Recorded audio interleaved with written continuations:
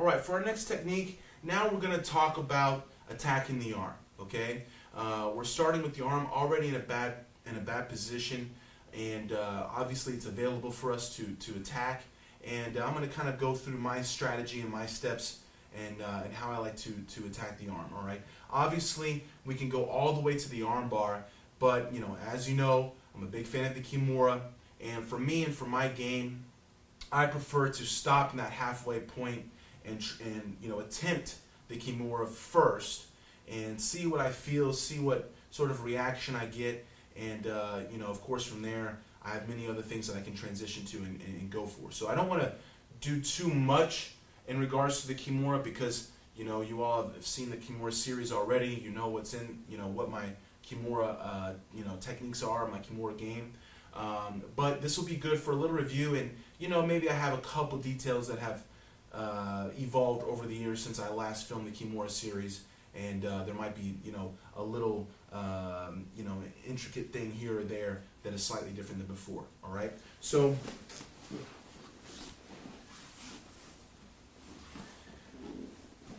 once again we're starting with him in a terrible place. Okay, the arm is in a bad spot. Obviously the mount is available for me, and like I said, you can kind of decide what you feel comfortable for. A lot of times I like to go to the mount just to really break them first a little more instead of rushing for the arm. But maybe I feel like he's already broken and it's time to take it. Okay, so first thing I want to do, kind of positionally wise, to maintain control of this arm, is I want to make sure I make a really good hook here with my hand around the top part of his bicep. Okay, and I'm going to kind of shrug my head into my shoulder. Okay, my ear to my shoulder. So I maintain some good control here. Obviously, if he tries to bring his hand in front of me, that would be a moment where I could attack an Americana. Okay, very basic technique. A lot of times you're not going to get it. In fact, most of the time you probably won't.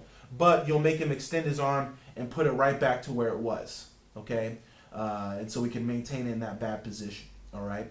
Now I need to kill the other arm once again. Okay, so to help me do that, I'm going to use my other hand here. All right.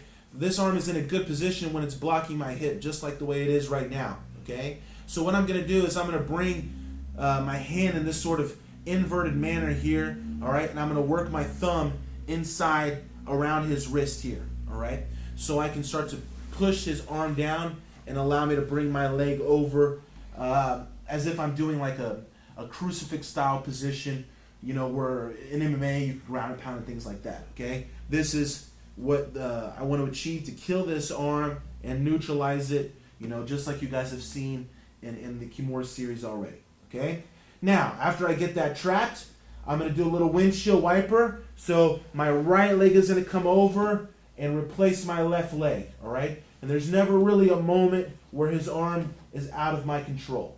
Okay, now I'm going to post my foot here over his head, use my hand and my foot to bring him over to his side. Okay, and I'm going to pull with this hooking arm. So I'm going to lift up and take my right elbow from one side of his body over to the other and bring my chest down on top of his arm so he's very stuck here. Okay, now it's going to be hard for him to go flat again. All right, try to turn yourself flat. Now he's kind of stuck because all my body weight is on top of his arm. All right, after I get him to his side, now I can bring my other knee down, and from here I'll need to switch my arms and start to look to get into the Kimura grip. Okay, let's do the other side here so you guys can get a good look of how I'm stepping over and getting to the position. Okay, so we have a good hook, head, I kill that wrist just like you saw, bring my shin and knee over. Okay, windshield wiper, step, use the hand, use the foot, and look how I'm going to drag my elbow from this side of his body over to the other side of his body and bring my weight right on top of his arm here. My chest is resting on the back part of his shoulder and his tricep. Okay, now my knee comes down and I'll kind of lift up give myself a lot of room to bring my other arm in, and now I'm looking to make the Kimura grip, okay? So quick review. Remember, we want to try to get at least half hand, half wrist, or majority hand, okay? Definitely not majority wrist or all wrist, okay? You guys remember, that this is an important aspect of being able to break his grip and be strong here and applying the finishing touches of the Kimura as well, okay?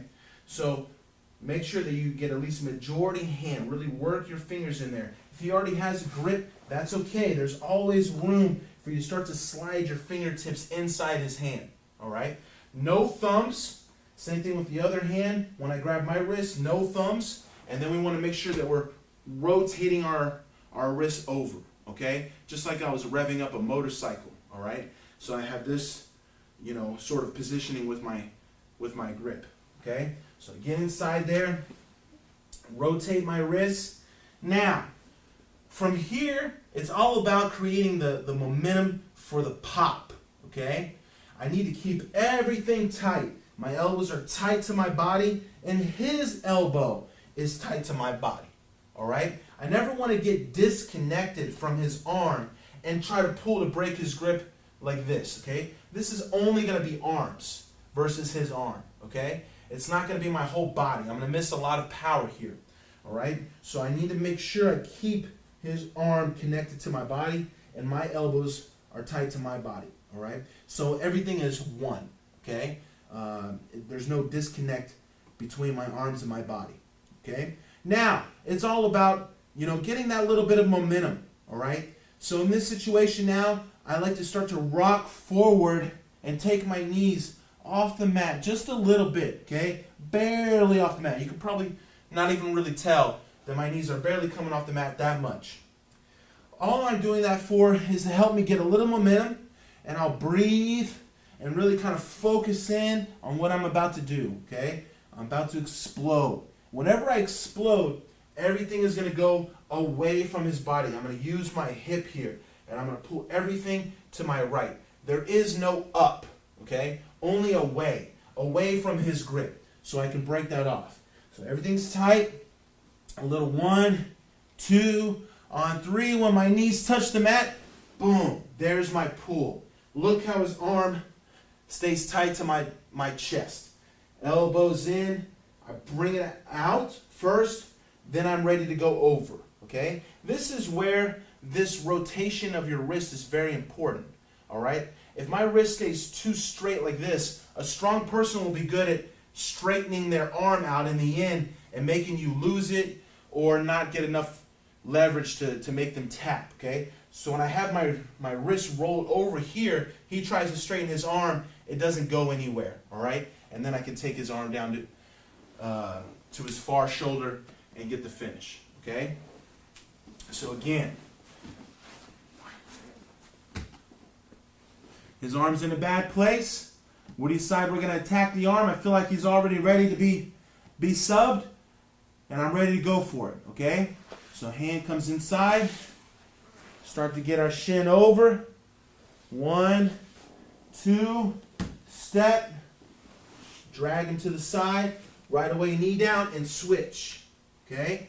Get inside the palm, rotate the wrist. Get a little momentum here. Rock, okay? Breathe. Tell yourself you got this, all right? You're about to get the submission. When your knees go down, everything goes to the side. Turn your head. Look over your shoulder.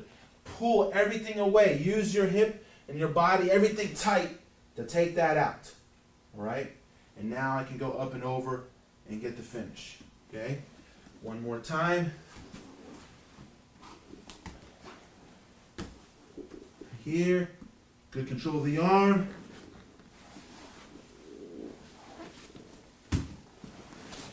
Switch right away.